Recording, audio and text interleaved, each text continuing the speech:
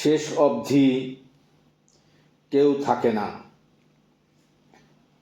আমাদের এই ক্ষণিকের জীবন পরিক্রমায় আমরা অনেকের সাথে পরিচিত হই, অনেকের সাথে আমাদের বন্ধুত্ব হয়, ভালোবাসা হয়, আত্মার সম্পর্ক হয়, রক্তের সম্পর্ক হয়, কিন্তু শেষ পর্যন্ত কেউই থাকে না আমাদের জীবনে। এ পৃথিবীতে আমরা প্রত্যেকেই কোনো না কোনোভাবে একা। জীবনের নানা চরাচরে আমাদেরকে এই পরম সত্যের ভেতর দিয়ে যেতে হয়। শেষ জীবনে এসে আমরা প্রত্যেকেই হয়ে যাই একা। একাকিত্বের নিশিম শূন্যতা গ্রাস করে আমাদেরকে। আজ যিনি আমার জীবনসঙ্গী হিসেবে পাশে আছেন, তাকেও একদিন আমার হারাতে হবে, কিংবা আমি একদিন হারিয়ে যাব তার জীবন থেকে।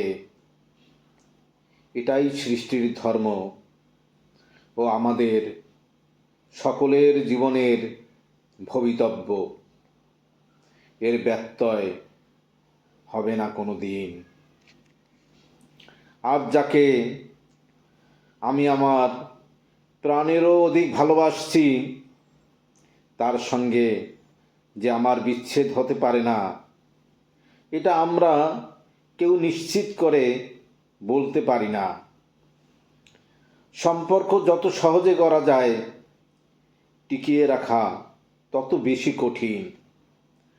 সামান্য ভুল বোঝাবুঝিতেও অনেক সম্পর্ক ভেঙে যায়। এক্ষেত্রে আমরা কেউই বলতে পারি না শেষ অবধি কে আমাদের সাথে থেকে যায়। কর্মস্থলে কত সহকর্মীর সাথে একসঙ্গে কাজ করেছি, কারো কারো সঙ্গে এখনো যোগাযোগ থাকলেও অনেকেই যোগাযোগবিহীন। এমনিভাবে আমরা আমাদের জীবন থেকে শৈশবের অনেক বন্ধুকে হারিয়ে ফেলি। শৈশবের কজন বন্ধু শেষ পর্যন্ত আমাদের জীবনে থেকে যায়? থাকে না। এক সময়ে আমরা হয়ে যাই বন্ধুহীন। সময়ের ব্যবধানে রক্তের সম্পর্ক এক সময়ে হীন হতে থাকে। রক্তের ভাই বোন এক সময় দূরের হয়ে যায়।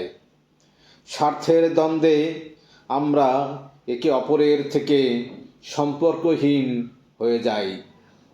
কোনো কোনো ক্ষেত্রে আমরা আমাদের জন্মদাতা মা বাবা থেকেও বিচ্ছিন্ন হয়ে যাই। একমাত্র আদরের কন্যা সন্তান, যাকে কোলে পিঠে করে আমরা বড় করেছি, বুক ভরা ভালোবাসা দিয়ে আগলে রেখেছি, তাকেও একদিন নিজ ঘর ত্যাগ করতে হয়। নিঃস্ব বাবা মা পরে রয় একা। আসলে আমরা সবাই একা। আজ যে আমার পাশে আছে, কাল সে আমার পাশে নাও থাকতে পারে। এভাবে আমরা আমাদের পূর্বপুরুষদের হারিয়েছি। আমাদের উত্তরসূরিরাও আমাদেরকে একদিন হারিয়ে ফেলবে। শেষ অবধি কেউই থাকে না, এটাই চিরন্তন। শেষ অবধি কেউই থাকে না, এটাই চিরন্তন।